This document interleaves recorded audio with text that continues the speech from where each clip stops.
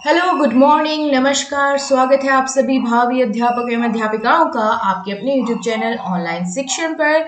So my dear friends, आप सभी के लिए गुड न्यूज है। केवीएस ने नए रिक्रूटमेंट रूल आउट कर दिए हैं, जारी कर दिए हैं, और क्या क्या बदलाव देखने को मिले हैं नियमों में वो हम इस वीडियो में बात करेंगे। और साथ ही साथ PRT, TGT, PGT, special educator या टीचिंग नॉन टीचिंग किस में क्या बदलाव हुआ है वो सारी बात करेंगे। इसके साथ साथ हम ये भी देखेंगे कि देखो, नई वैकेंसी आने में जो रोड़ा अटका हुआ था वो इन्हीं रिक्रूटमेंट रूल का था कि भाई ये फाइनल हो जाए देन हम वैकेंसी अनाउंस करेंगे। तो अब ये फाइनल हो गए हैं, तो अब ये समझ लीजिए कि आपकी केंद्रीय विद्यालय की वैकेंसी बहुत जल्द आपको देखने को मिल जाएगी।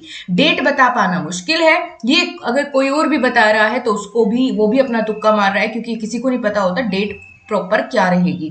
ठीक है, लेकिन हाँ, इतना कहा जा सकता है कि बहुत जल्द आपको केवीएस की वैकेंसी देखने को मिलेगी। तो चलिए अब फटाफट से देख लेते हैं किन किन नियमों में क्या क्या हुआ है बदलाव।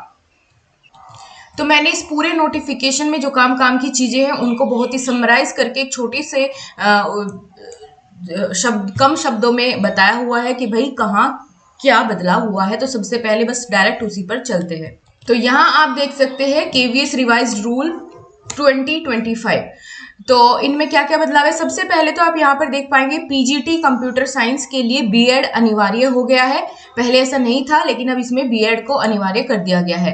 अब पोस्ट ग्रेजुएशन यानी पीजीटी कंप्यूटर साइंस के पदों के लिए बीएड डिग्री अनिवार्य कर दी गई है, पहले ऐसा नहीं था। अब साथ ही साथ देखो, सबसे ज्यादा बदलाव जो है वो पीजीटी में ही देखने को मिले हैं। पीजीटी के लिए ग्रेजुएशन और मास्टर डिग्री में एक ही विषय जरूर होना चाहिए। यानी अगर आपने मान लीजिए पीजीटी पदों के लिए अब संबंधित विषय में मास्टर डिग्री के साथ साथ ग्रेजुएशन में भी आपने वही सेम सब्जेक्ट पढ़ा हुआ हो, ये अनिवार्य है। उदाहरण के लिए अगर हम देखें कि आपने अंग्रेजी से एमए किया है, ठीक है, तो अब उनके ग्रेजुएशन में भी आपके पास इंग्लिश जो सब्जेक्ट है वो होना जरूरी है। ठीक है, पहले ऐसा कुछ ही चुनिंदा विषयों के साथ था, लेकिन अब लगभग सभी विषयों में यही चीज इन्होंने फॉलो करी है। आगे बताया गया है नॉन टीचिंग के पदों के लिए भी, है ना, कुछ ऐसे पद हैं नॉन टीचिंग के जिनके लिए भी बीएड को अनिवार्य कर दिया गया है ना। आगे बात करते हैं स्पेशल एजुकेटर के पदों के लिए, जिस पर पूरी बात अटकी हुई थी कि भाई स्पेशल एजुकेटर के कितने पद आएंगे। और इनमें इन्होंने बताया है कि 493 टीजीटी सेट और 491 पीआरटी सेट के नए पद सर्जित किए गए हैं स्पेशल एजुकेटर के लिए।